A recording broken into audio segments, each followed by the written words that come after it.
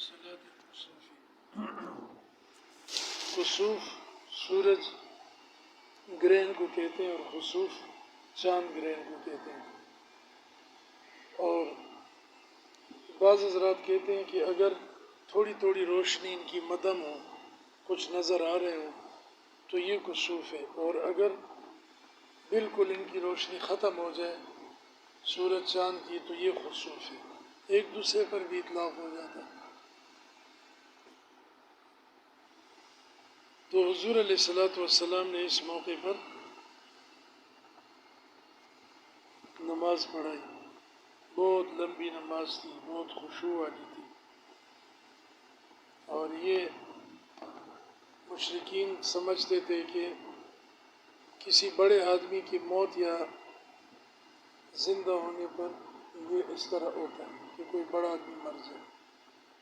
آپ نے فرمایا کہ نہیں، ہما آیتان من آیات اللہ لا ينکسفان لموت احد من الناس. ان دونوں کو گرہن نہیں لگتا کسی کے مرنے کی وجہ سے، یہ اللہ کی قدرت کی نشانی ہے. اور وَلَكِنَّهُمَا آیَتَانِ مِنْ آیَاتِ اللَّهِ فَإِذَا رَأَيْتُمُوهُمَا فَصَلُّوا وَفِي رِوَایَةٍ فَادْعُوا. جب تم سورج گرہن اور چاند گرہن کو دیکھو تو پھر جو ہے نا نماز پڑھا کرو یا دعا کیا کرو. جب میں پڑھاتا ہوں آپ مجھے دیکھا کریں، آپ اس وقت مطالعہ کرتے ہیں.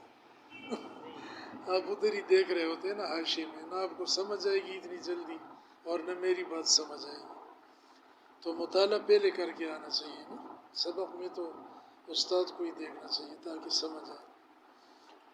تو آپ علیہ السلام نے جاہلیت کے اس غلط تصور کو ختم فرمایا اور اس میں نماز سکھائی آپ نے.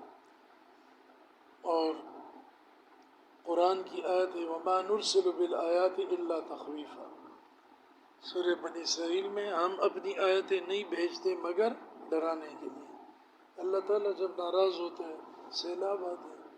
اب یہ سندھ کے اندر ظلم کتنا ہوتا ہے ہاریوں پر. ہاری وہاں غریب قوم ہے، یہ جو ان کے بڑے بڑے ہوتے ہیں وڈیرے بدماش، اس کو بیٹی کے شادی کے لیے یہ نہیں کہ تعاون کرے، وہ اتنا خاندان خدمت کر رہے گھر میں زمین میں، نہ کہتے جی قرضہ لو، اور وہ بھی سودی.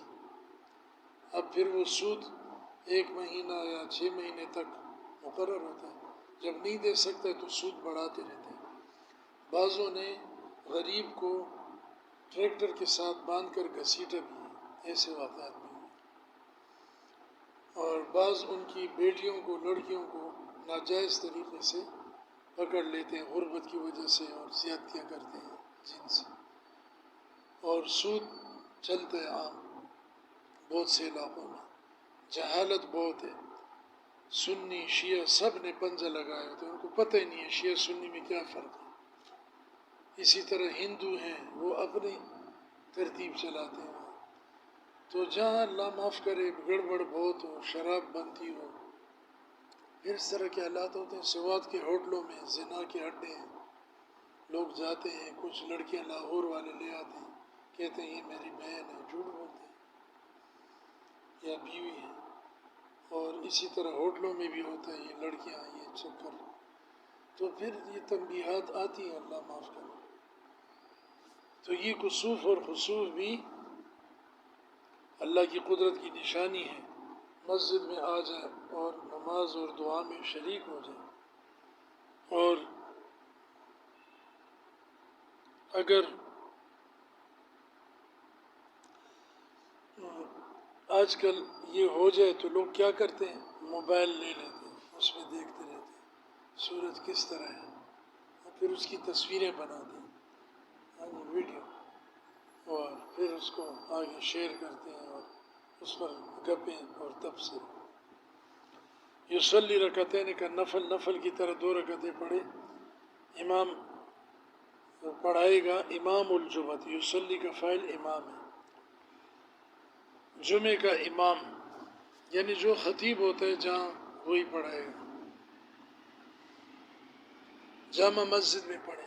کسی اور جگہ جمع ہو کے پڑھ لیں تب بھی ٹھیک ہے، بلا جہر و خطبت، بغیر جہر کے۔ امام ابو یوسف رحمہ اللہ فرماتے ہیں کہ جہرن نماز پڑھائے امام، اس میں جہر کا ہے۔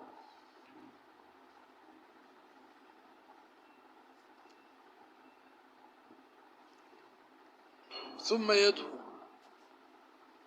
یہ خطبہ بھی عید کی طرح نماز کے بعد ہو، پھر دعا مانگے امام، اور اتنی لمبی دعا کرے حتی تنجلی الشمس، یہاں تک کہ سورج روشن ہو جائے، صاف ہو جائے۔ وَإِلَّا صَلُّوا فُرَادًا، اگر امام جمعہ نہیں ہے تنہا پڑھیں، کالخسوفی، جیسے کہ چاند گرہن کی نماز تنہا پڑھی جاتی ہے۔ حضور علیہ السلام کے زمانے میں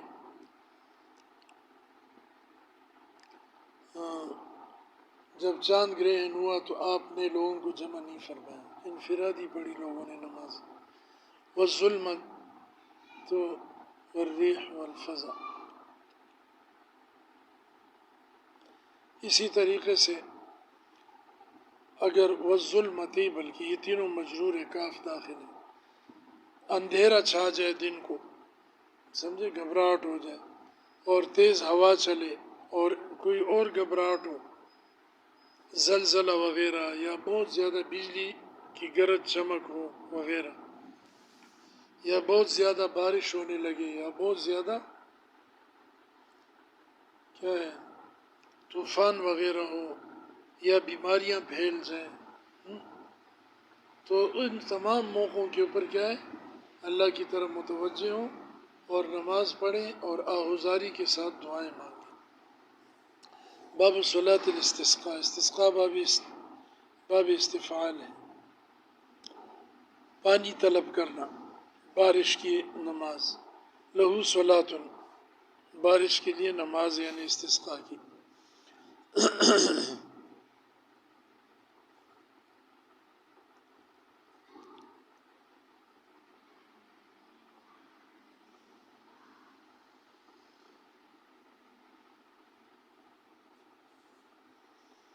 امام ابو حنیفہ، امام ابو یوسف رحمہ اللہ فرماتے ہیں کہ تنہا نماز پڑھیں، سمجھے، اس میں اصل استغفار ہے۔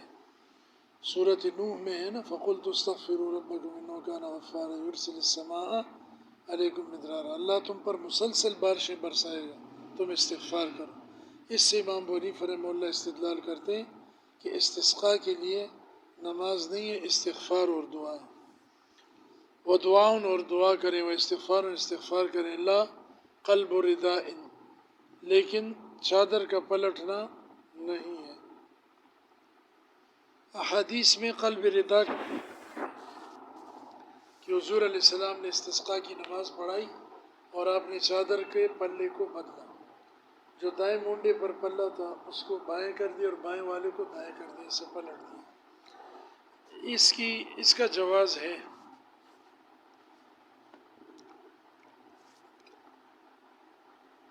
صاحبین کہتے ہیں کہ قلب ردا ہے، اور اس پر احناف فتویٰ دیتے ہیں، اور امام شافعی رحمہ اللہ کہتے ہیں کہ لوگ بھی اپنی چادریں پلٹیں گے۔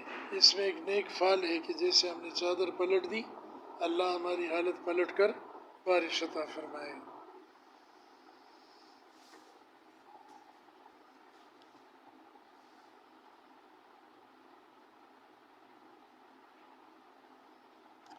امام ابو حنیفہ رحمہ اللہ فرماتے ہیں کہ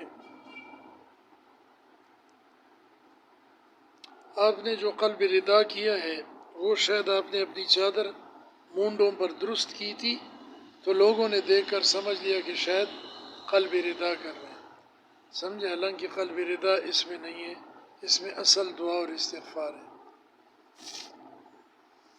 وحضور ذمی،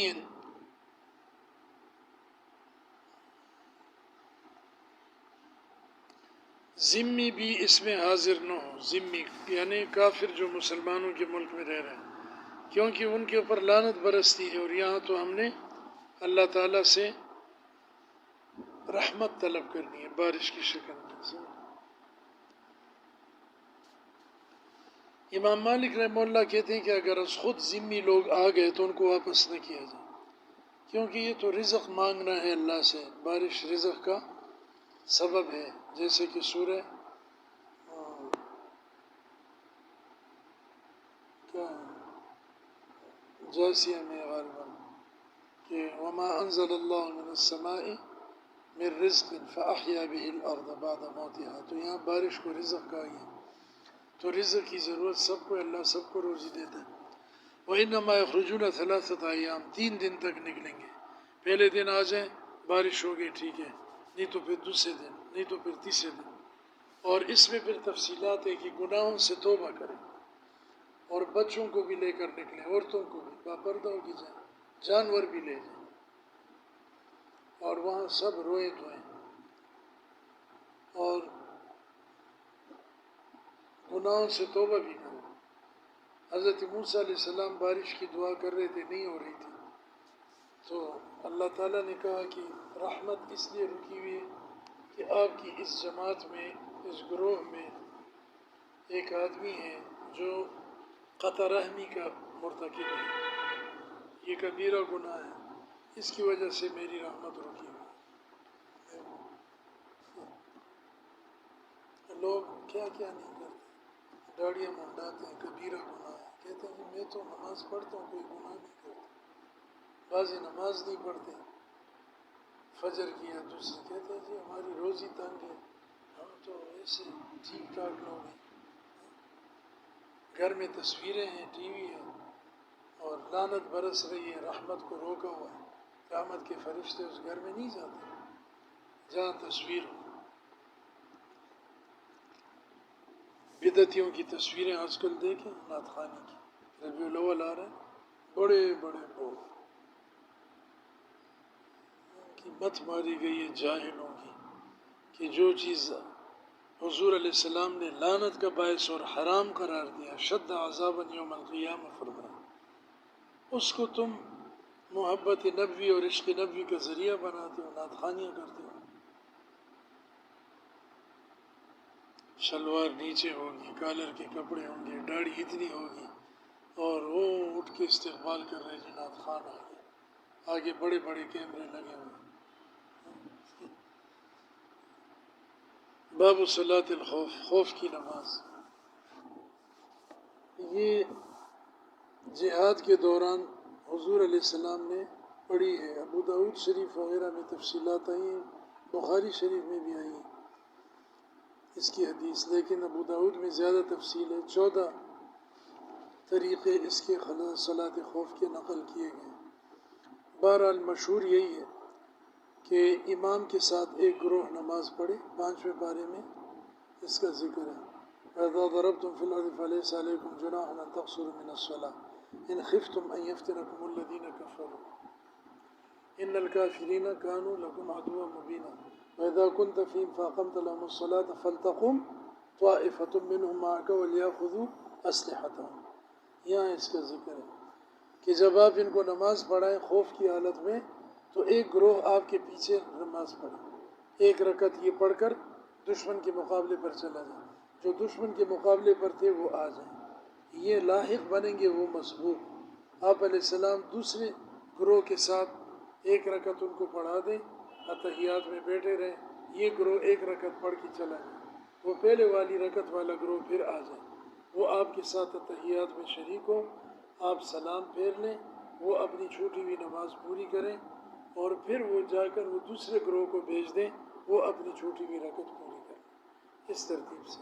ان اشتد الخوف من عدو، اگر دشمن کا خوف زیادہ سخت ہو، او سبع یا درندہ ہے، وہ حملہ کر دے گا، وقف الامام طائفة بإزاء العدو، تو امام دشمن کے مقابلے پر ایک جماعت کو مجاہدین کے کھڑا کر دے، وصلی بطائفة رکعتا اور رکعتین، ورکعتین، یہ اور رکعتین ہونا چاہیے تو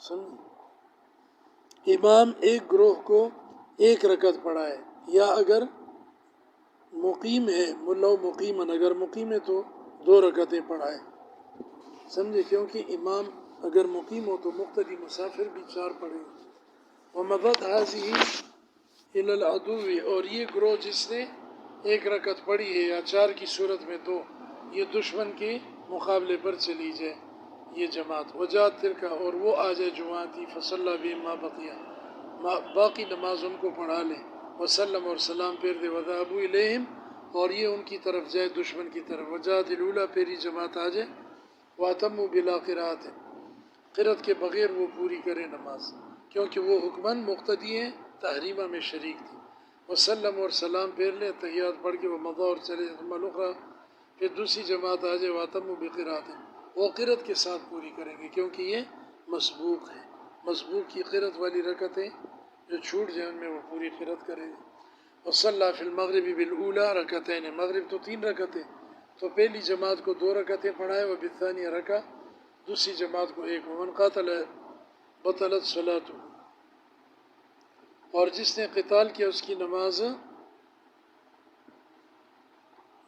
باطل ہو جائے گی۔ مطلب یہ کہ جو جماعت ادھر دشمن کے مقابلے پر گئی نا، اتفاقاً دشمن نے حملہ کر دیا اس وقت اور وہ ان کے ساتھ لڑنا شروع ہو گیا، تو لڑائی میں تو دائیں بائیں بھاگنا بھی ہوتا ہے، حملہ کرنا ہوتا ہے، عمل کثیر ہو گیا، تو اس کی نماز باطل ہو گئی، وہ پھر دوبارہ پڑھے گا۔ وَإِنِ اشْتَدَّ الْخَوْفُ صَلُّوا رُكْبَانًا، اگر بہت زیادہ خوف ہے کہ نیچے اترتے ہیں تو اچانک وہ دشمن حملہ کر دے گا، پتہ بھی نہیں چلتا، مثلا جنگل ہے کہیں چھپا ہو، تو پھر نماز جو ہے سوار ہونے کی حالت میں ہی پڑھ لیں، فرادہ، الگ الگ، بالایماء، اشارے سے، لائی جہتن، قبلے کا رخ ہو یا کوئی بھی رخ ہو، جدھر بھی رخ ہو، قدر ہو، جس پر ان کو قدرت ہو، مثلا دشمن سامنے ہے اور وہ شمال یا جنوب ہے، تب بھی نماز پڑھ لیں۔ ولم تجز بلا حضور عدو، لیکن دشمن کی حاضری اور موجودگی کے بغیر اس طرح کی نماز جائز نہیں ہے، سمجھے، سواری پر اور قبلے سے رخ پھیر کر، یہ صرف اس سخت حالت میں اس کی گنجائش ہے۔